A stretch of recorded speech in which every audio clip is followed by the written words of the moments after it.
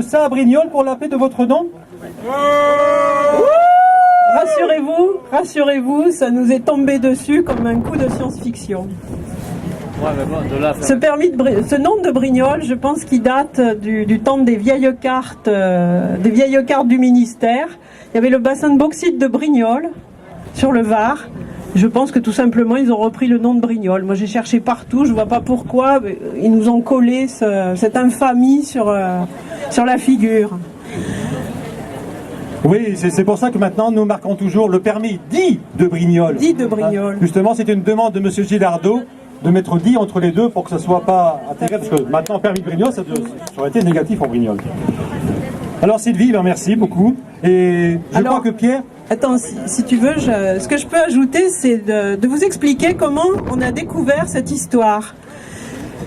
Le 15 décembre 2010, mon collègue conseiller régional Jacques Olivier, qui est maire du Thor, qui est là, qui est derrière, m'a appelé. C'était à la tombée de la nuit. Il me dit, mais tu sais qu'il y a un permis de Brignoles, un permis de recherche sur le gaz de schiste. Est-ce que tu es au courant ?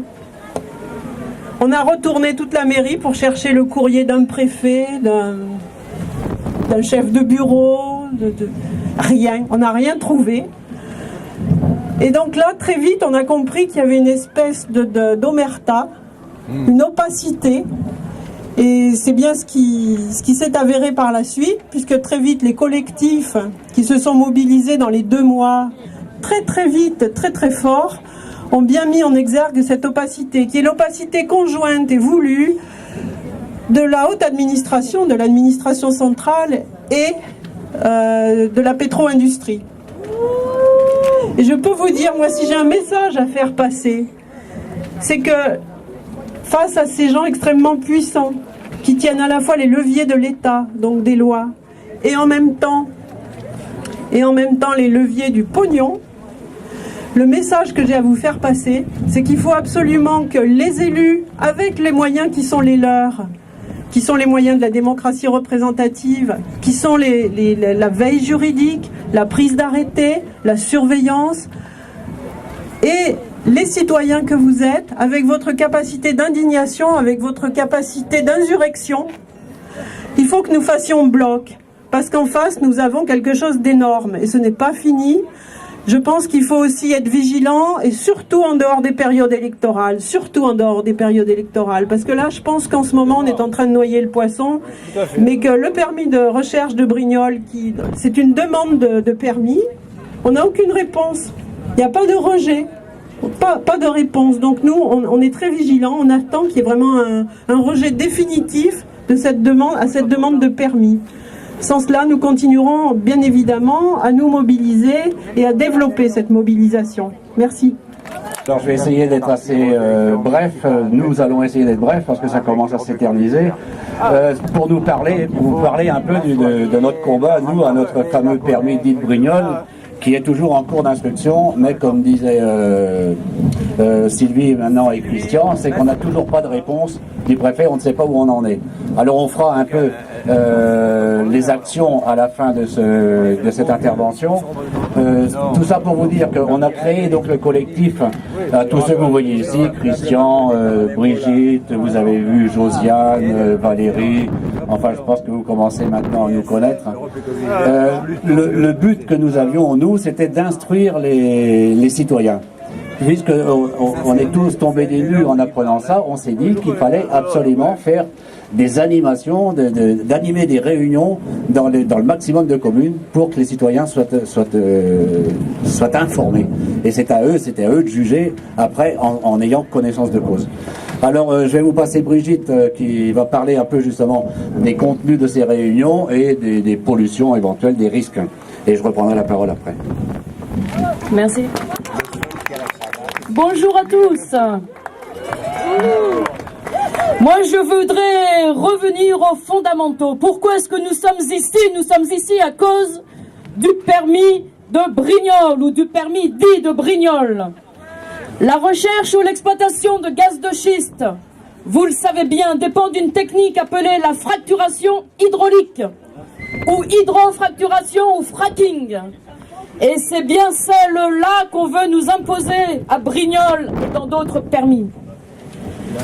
Comme vous le savez tous, cette technique met en péril notre environnement et particulièrement ce qui est à la base de la vie même, l'eau. Pour exploiter le gaz de schiste, il faut des forages très proches les uns des autres. Comment accepter de voir s'ériger des dériques tous les 2 ou 3 kilomètres?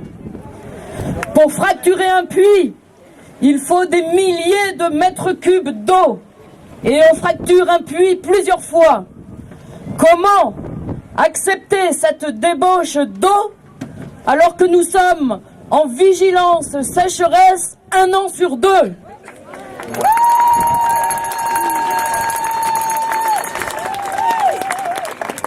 Attendez, c'est pas fini.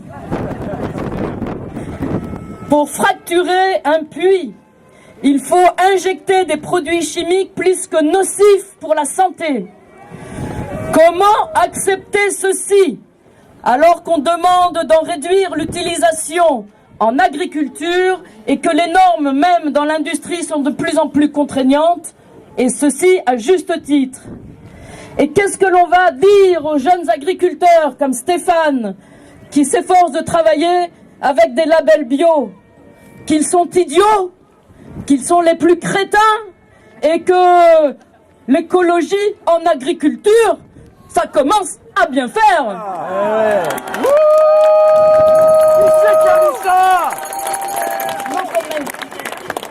Quand on fracture un puits, il y a des remontées d'eau polluées qu'il faudra stocker puis dépolluer. Comment accepter des stockages dans des bassins fragiles et vulnérables alors que nous connaissons des épisodes pluvieux gravissimes qui risquent de les faire déborder et se répandre partout dans la nature? Souvenez-vous, les Varois, du 15 juin 2010 et de novembre 2011.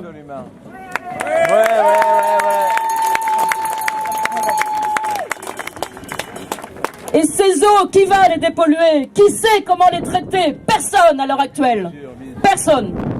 Et surtout pas nos stations d'épuration. Est-ce que nous allons accepter comme aux États-Unis? Écoutez bien. Est-ce que nous allons accepter comme aux États-Unis qu'on les relâche dans les cours d'eau en espérant ne pas dépasser des seuils tolérables de pollution légale?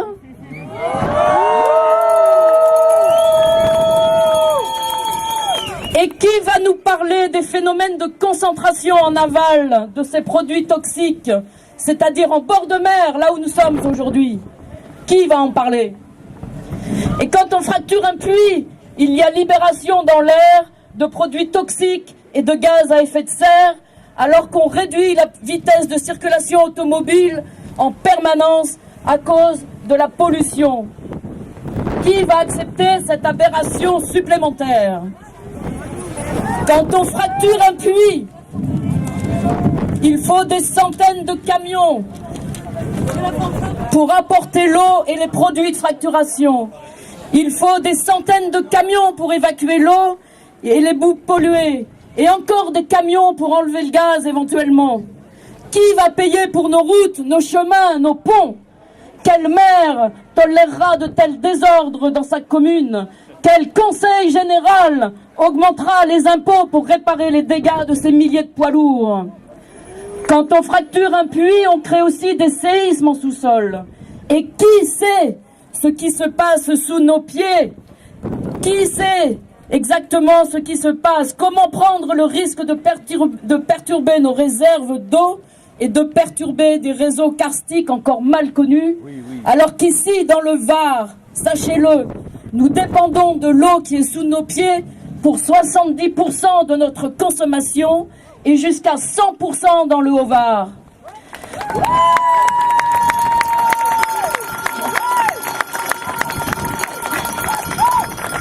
Quand on fracture des puits, on dépense des millions de dollars ou d'euros. Pourquoi ne pas utiliser cet argent pour promouvoir d'autres énergies moins polluantes et acceptables par tous? Et quand on pollue, c'est un soi-disant accident imprévisible voire même le résultat d'un cas de force majeure, souvent bien commode à évoquer, et il n'y a plus personne pour assumer cette responsabilité. On trouve une argutie réglementaire pour s'exonérer de tout et on laisse les populations se débrouiller avec le problème. Comment faire confiance à des entreprises pétrolières ou gazières comme Total qui font appel d'une chose jugée en sa défaveur? La pollution de la Bretagne par l'Erika, vous vous souvenez? Total a été condamné, mais finalement, ne se considère pas responsable. Qui va nous faire croire que ce sera différent ici? Alors bien sûr, on va nous dire que fracturer des puits et exploiter le gaz de schiste, c'est bon pour l'emploi. Mais de qui se moque-t-on? On va peut-être créer quelques emplois de foreurs ou de chauffeurs de camions, mais combien d'emplois dans l'agriculture et dans le tourisme on aura détruit? On va nous dire aussi qu'il s'agit d'assurer l'indépendance énergétique de la France. Mais quelle indépendance? Avec des capitaux étrangers comme ceux de Chubard pour le permis de Brignoles? Et qui va encaisser les bénéfices? Et qui va se tirer dans quelques années en laissant des paysages désolés et des sols pollués, trop chers à dépolluer?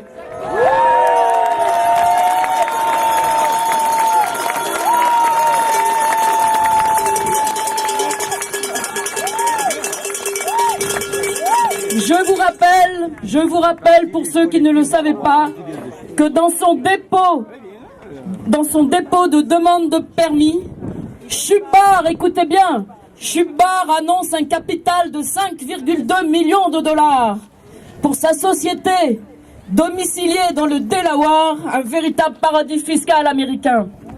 5,2 millions de dollars, même pas 4 millions au cours du jour.